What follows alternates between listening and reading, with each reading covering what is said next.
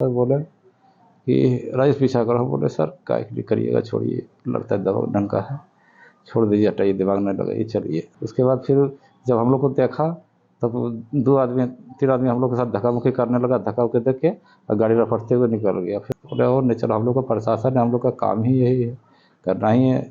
बोले चलिए, जब आपका आदेश है तो हमको जाना ही होगा। नमस्कार, आज बात हो रही है सुशासन बाबू की। जी हाँ, बिल्कुल वही सुशासन बाबू जो बिहार के गद्दी पे काबिज है और सीएम नीतीश कुमार। चर्चा हो रही है इसलिए क्योंकि बात ही ऐसी थी, कुछ दिन पहले आपको पता होगा कि जम्मू में किस तरीके से बेखौफ अपराधी एक दरोगा को मौत के घाट उतार देते हैं। फिर उसके बाद दीवानगी इस कदर चढ़ी हुई है बालू माफियाओं के ऊपर, वो किसी को कुछ भी नहीं समझते हैं। दरअसल बीती दिन जम्मू में एक ऐसी घटना हुई जिसमें एक दरोगा की जान चली गई। यहाँ बिल्कुल बात हो रही है बालू माफियाओं को। देखिए, अपराधी इस तरीके से बेलगाम हो जाएंगे और सुशासन बाबू खड़े होकर देखते रहेंगे तो कटघरे में खड़े तो होंगे ही, और सवाल जवाब जाहिर सी बात है सुशासन बाबू से की जाएगी।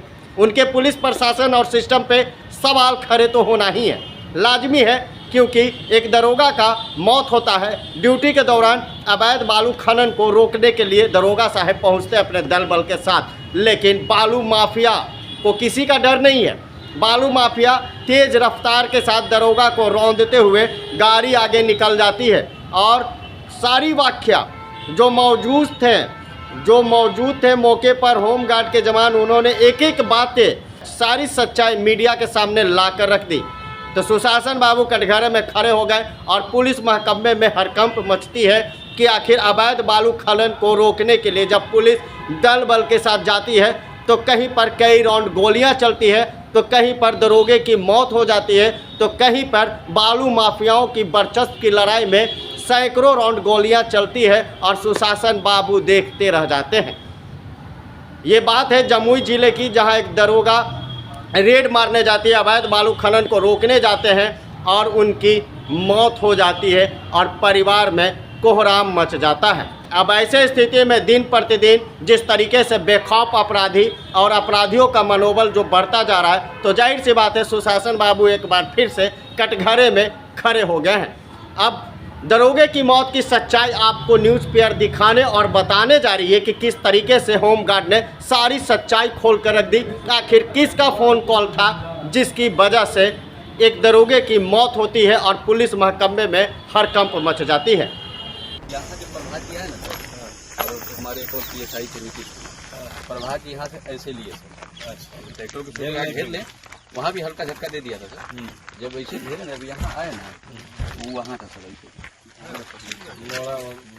लेते गए सर। प्रभात सर को कोई कॉल किया था सर, उसके बाद फिर हमको तुरंत ऊपर कोई किसी से खबर भिजवाया, राजेश तैयार हो जाओ, जवान जाना है। हम बोले ठीक है, फिर तैयार हो जाओ। फिर हम लोग तैयार हुए, फिर बोले राजेश तुम हमारे साथ चल, जल्दी चलो, ये लोग आएगा पीछे से, ये लोग को बोल दो। हम बोल दिए। फिर प्रभात सर कौन सर हैं, ये नीतीश सर को बोले कि आप लोग जो है पीछे से आइए, हम लोग जाते हैं, हमारा राजेश जाते हैं। फिर हम लोग आगे निकले, फिर एगो पुल है सर, वहाँ से बालू पहुँचे वहाँ। फिर बालू लोग लोड कर चुका था। वो लोग एगो ट्रैक्टर पर क्या बोलता है, ट्रैक्टर पर स्टार्ट करने वाला था, तब तक हम लोग घटनास्थल पर पहुंच गए।